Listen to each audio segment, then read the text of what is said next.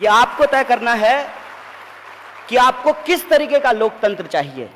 आपको ये लोकतंत्र चाहिए जहां देश के प्रधानमंत्री को प्रधानमंत्री के बतौर नहीं, शेर के बतौर प्रस्तुत किया जाता है।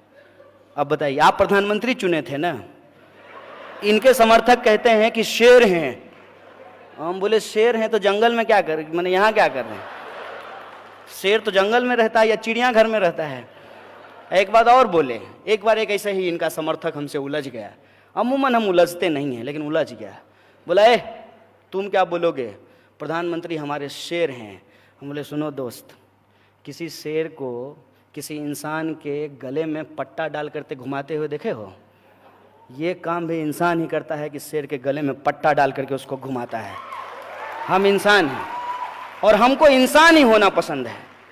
और तुमको अगर लगता है कि सही में ये इतने मजबूत व्यक्ति हैं तो फिर क्या जरूरत है? और बताइए, राफेल खरीदने का जरूरत है? क्या क्या करेंगे खरीद करके? प्रधानमंत्री को बॉर्डर पे खड़ा कर दो। प्रधानमंत्री जो है बोल बोल करके पाकिस्तानियों को मार देंगे। इतना फेंकेंगे, इतना फेंकेंगे, चारों खाने चित, चारों खाने चित। फिर भी अगर 2-4 पाकिस्तानी बंदूक लेकर के इधर उधर बच जाए तो प्रधानमंत्री सलमान खान की तरह शर्ट खोलेंगे, 56 इंच का सीना दिखाएंगे। ये क्या चल रहा है? एक तो इनके जो सारे मंत्री हैं, एक मंत्री तो बोल दिया यहां तक कि विपक्ष के उलझुल सवालों का जवाब देने के लिए प्रधानमंत्री नहीं है, हम जवाब देंगे। तो कानून मंत्री का जो सवाल होगा उस पर गृह मंत्री बोलेंगे, गृह मंत्री के सवाल पे वित्त मंत्री बोलेंगे, वित्त मंत्री पे जो रक्षा मंत्री बोलेंगे। कोई भी मंत्री अपने मंत्रालय से जुड़ा हुआ बात नहीं बोलेगा, बाकी दुनिया भर की बात बोलेगा। मेरे जो है एक मित्र ने हमको एक दिन इनबॉक्स किया, बोला कि एक भाजपा का स्पोक्स पर्सन आता है, डॉक्टर कहता है अपने आप को। तो बोला उससे पूछिएगा कि 2 जोड़ 2 बराबर कितना होता है, तो पहले चेक करेगा कि कांग्रेस के वक्त में कितना होता था। अरे तब भी 4 होता था, अब भी 4 होता है और आगे भी 4 होगा, इसमें क्या दिक्कत है? हर बात के लिए बात को गुमराह कैसे करना है। तो वित्त मंत्री के बचाव में आई भाजपा, और भाजपा ने कहा कि नहीं, उस दिन तो वित्त मंत्री पार्लियामेंट गए ही नहीं थे। एक लाल बहादुर शास्त्री थे, वो रेल जो है ट्रेन नहीं चला रहे थे, ट्रेन जो है ट्रेन का ड्राइवर चला रहा था। लाइनमैन का काम है लाइन चेक करना, लेकिन रेल मंत्री ने जिम्मेवारी लेते हुए कहा कि हम इस्तीफा देंगे क्योंकि हम रेल मंत्री हैं, हमारे राजकाज में रेल की दुर्घटना हुई है। रोज रेल दुर्घटना हो रही है, और मैं आपको विश्वास दिलाना चाहता हूं कि आपको रेल मंत्री का नाम भी याद नहीं होगा, क्योंकि कोई भी मंत्री अपना काम करेगा तब तो उसका नाम आपको याद रहेगा। अब देश का प्रधानमंत्री जो है वो विदेश मंत्री का काम कर रहा है, दुनिया घूम रहा है।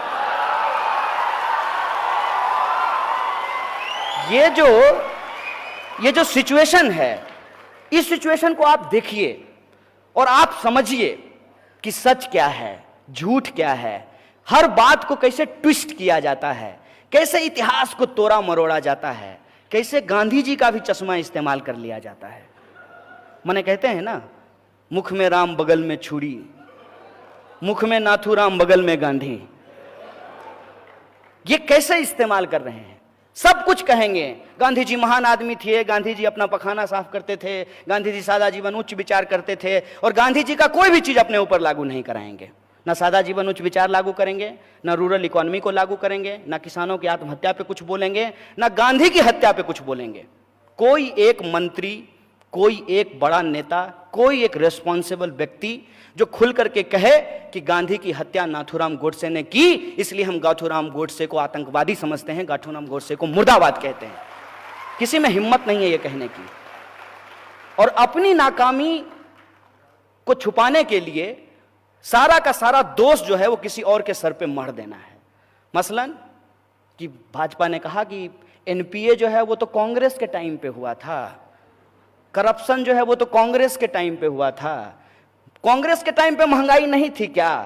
तब पेट्रोल महंगा नहीं मिल रहा था? अरे किसान आत्महत्या तो कांग्रेस के वक्त में भी होता था। हम स्वीकार करते हैं भाई कि यह सारी समस्या जो है 2014 से शुरू नहीं हुई है, ये हम स्वीकार करते हैं। लेकिन अगर ये आप कह दें कि तू चोर मैं चोर इसलिए चोरी बहुत अच्छा है, ये तो हम मानने के लिए तैयार नहीं है। ये तो जवाब नहीं होता है।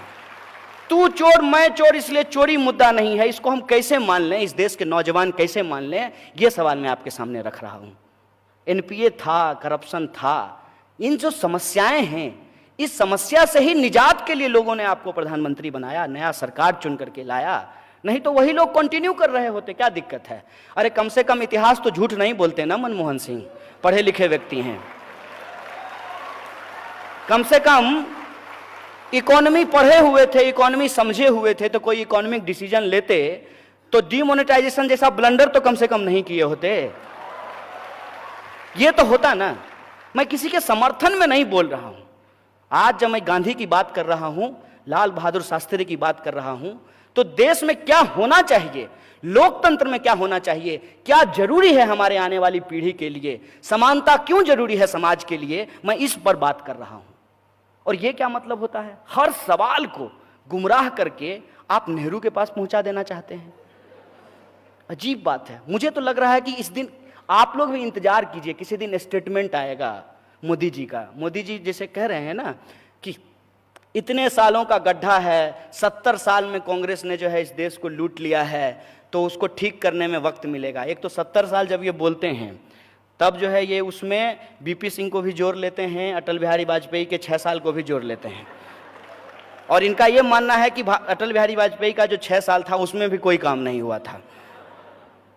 उससे भी आगे बढ़ करके कोई इनका समर्थक तो ये जाके कह देता है कि 1100 साल के बाद जो है कि हिंदू प्रधानमंत्री बना है।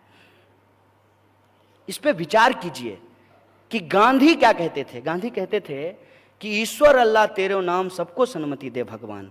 आज देश का जो प्रधानमंत्री है वो कब्रिस्तान और शमशान की बात कर रहा है। आप हिंदुस्तान की बात कीजिए, आप कब्रिस्तान और शमशान की बात क्यों कर रहे हैं? आपको हिंदुस्तान की बात करने के लिए इस देश का प्रधानमंत्री बनाया गया है, लेकिन आप हिंदुस्तान की बात नहीं करेंगे। ये जो सिचुएशन है, इस सिचुएशन में हमको ये विचार करना पड़ेगा कि हम किस तरीके से देश का निर्माण करेंगे। और देश का निर्माण करने के संबंध में एक इंपॉर्टेंट बात मैं आपको बता दूं।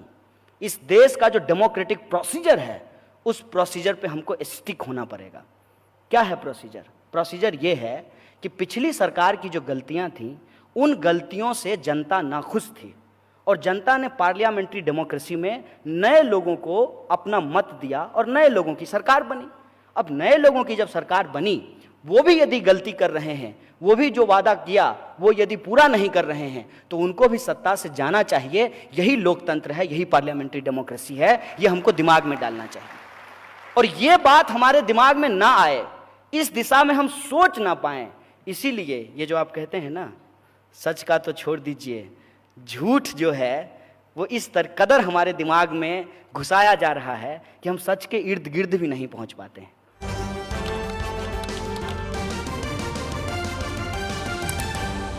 आपकी आवाज